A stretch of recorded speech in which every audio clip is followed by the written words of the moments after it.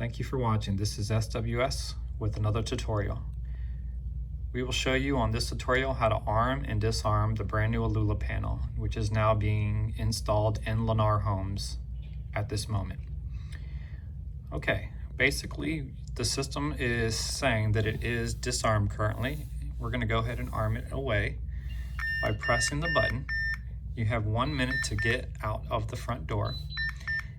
And then when you return, you'll have another 30-second delay before the alarm will go off. To disarm, simply hit your 4-digit code. Notice here we had to hit the disarm button first, but upon re-entry, it should prompt you to type in your 4-digit code. When you're home, to make sure you're bypassing those motion sensors, simply arm it and stay. When you get up in the morning to go outside the door, hit the disarm button and type in your code. You can see the sensors on the main page. We show that are both closed.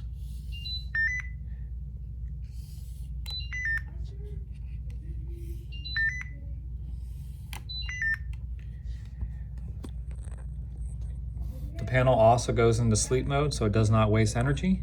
You can turn it instantly into sleep mode by simply pressing the sleep button. The panel will wake back up when you press on the screen. This concludes the tutorial.